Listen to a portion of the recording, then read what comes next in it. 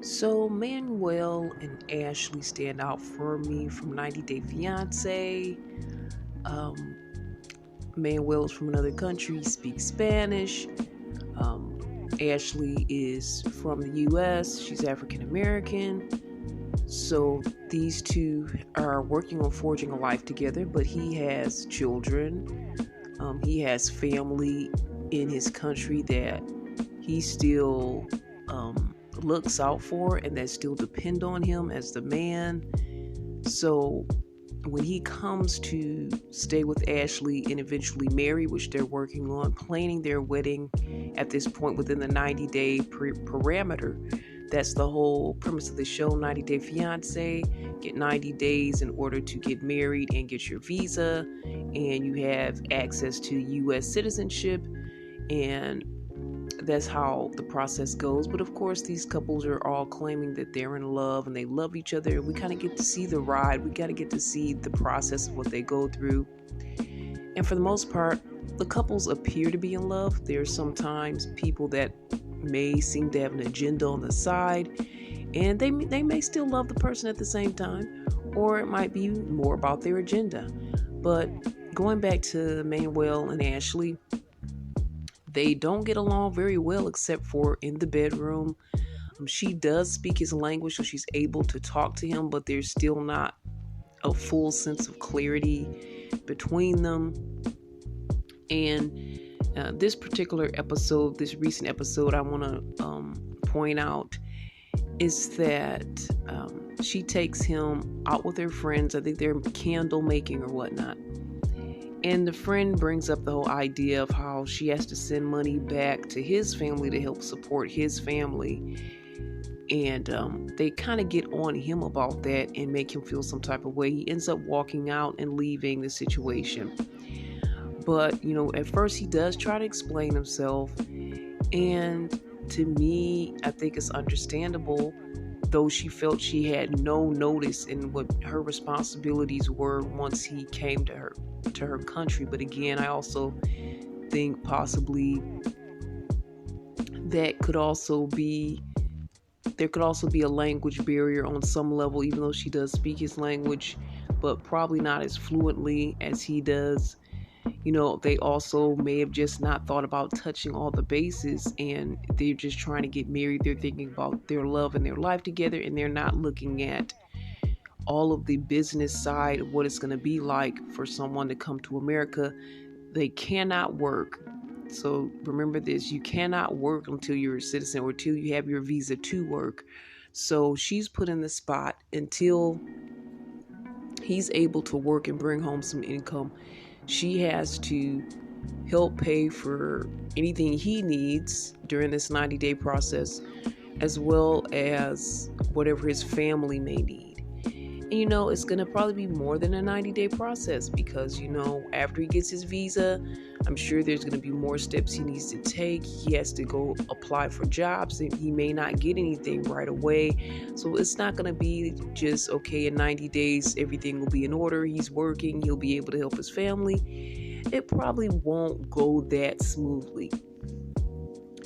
But, I think what he's requesting is justified, and in a way she kind of told her friends that on some level she just felt that she should have more notice before he came to the country and they started their 90-day process, that she would be having to foot the bill not only for their living expenses but for his family's living expenses. $200-300 a month is what they're asking. For me, that would be, a lot of money to come out of pocket outside of your regular expenses. Oh, you got to come up with $200 or $300 more a month. Thinking the Annie said $300 extra a month is what's needed. So, that is not an easy thing. But maybe this makes me think of maybe somebody paying child support. And that's not even a high price for child support these days for one kid, depending on how much a person makes. $300 is not a lot for child support, even for one kid. So in that mindset and thought, I'm saying, okay, $300 is not huge to help send money to his family, but if somebody asked me to do that, I would be like, okay, That's a little bit much, especially if I didn't know and I'm put on the spot to have to try to do this. Um, so the price, the money, and all of that value is different there as well. We know and understand that as well. But even though he got upset, walked away, he did try to discuss things with them and kind of tell them. But he said basically that's none of their business. This is our lives. We're about to get married. So it's not really your friend's business to know our personal finances and all that stuff. And I also agree with that as well. Even though, he may not have been upfront with her about this process of what he would need to send his family, they're there in the moment now. They have to deal with it. So what are you guys' thoughts if you're putting that type of situation? Would that make or break or end your relationship? Would you just give your partner a hard time throughout the whole process? What would have to happen? And they don't talk about it a lot, but honestly, I believe you can probably do some odd jobs. You can do some things to make a few bucks here and there, even if you don't have your visa. I believe that it's possible to do so. You can do some of these jobs where you can, like, let me give an example of like Mary Kay, Avon, or different sales type jobs like that, where your partner can sign up for it, but you're going to be the one making the money. You're going to be the one selling the products. Not that he would do Mary Kay, but that's what I'm just thinking off the top of my head. There's ways, I think, that you can make a few extra bucks outside of having a regular job. Now, of course, it's not going to be enough, but it's going to be a little something extra, and I'm sure it's going to be helpful than zero. But that aside, what do you think about the situation? And is he justified in asking for this amount of money for his family? What are your thoughts and opinions on this? For me, I say he's totally justified. I say that they both were foolish enough not to talk about this. Now, you can blame him more because he knows he has a family. He knows he needs to help them. But when you see a man that has kids and a family, and he's not going to just leave scot-free and have no responsibilities and come to America, that doesn't make any sense. He has kids. Even if he does have family up there, the family shouldn't have to foot the bill for the kids and take over that whole process forever. So you kind of should have some context clues here and think, oh, how's this, and this going to work? Though she said he was closed mouth about a lot of his personal life and all of that information, and that's not a good thing as well. It's a bad thing to come into a marriage this way. Seems like sex is their main thing that keeps them together. So they have a lot of issues as they're going forward and trying to get married. A lot of red flags and a lot of issues. And language is also one of those things, in culture, because it's a different culture in America versus his country, and how people's lifestyles are and things that they buy and spend on. So all of that is something to look into and look at when it comes to getting married. So TLC, I think you guys are doing a good job with this show as usual, especially for couples and those probably from other countries with those of the US or not, just to see all of the different things you're going to have to deal with. If you're in the US and you get married to somebody, yes, that's going to be an issue. Your spouse is going to give a portion of their expenses to their children. They're going to have to pay some type of child support. So for you to get upset about those extra expenses coming out of your household, it's something that you really can't do, because obviously these kids are around and you can't neglect that. They were there before you guys got together.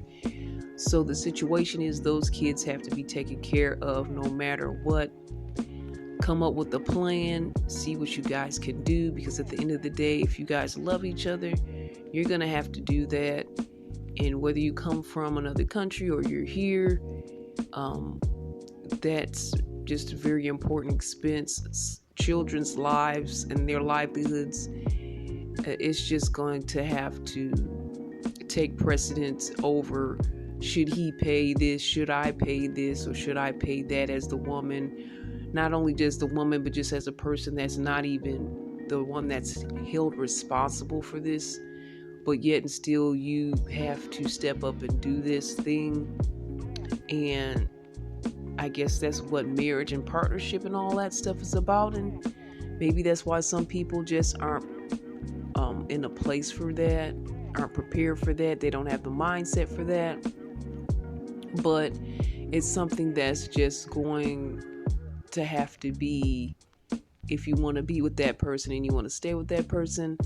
So yeah, my opinion is, he's justified. He needs to take care of his family. Is there something he can do? Is there some ideas he can come up with? Some expenses he can cut from his own lifestyle so that she can have more money to send to the kids? And I get, like, these aren't even my kids, and you don't even really talk to me about your kids, and I really have no connection with your kids, so that makes it even harder to say, okay, I'm coming up with this money for these mystery kids, but it has to be done because the kids need. So it's a lot of different factors in this, but I think this is a good story to tell, a situation that's they're going through in real time, in real life. And I'm sure many other couples and people are going through in different ways, in different scenarios, here and abroad. So just some things to think about if, as you move forward and you especially get with somebody is a baby daddy or has been previously married and has children. These are some issues, as well as the same thing with the woman. If she's a baby mama, and of course she's gonna have kids in the household as it is, usually that's how it works. The women usually keep the kids, not all the time, but many times. So the man is gonna know he has more expenses beyond just him and his partner and the kids he may bring in. So it is what it is. It has to be done. You have to work it out. You have to figure it out. If you didn't pre-plan before, oh well, you're in it now, and things just have to get done so that people can survive at the end of the day. So thanks guys for listening. Those are my thoughts and perspectives on this couple, Manuel and Ashley, and what they're going through. Again, if you have any thoughts, comments, you guys can always email me at cbiztv@yahoo.com. That's cbiztv@yahoo.com. Thanks, and talk to you next time.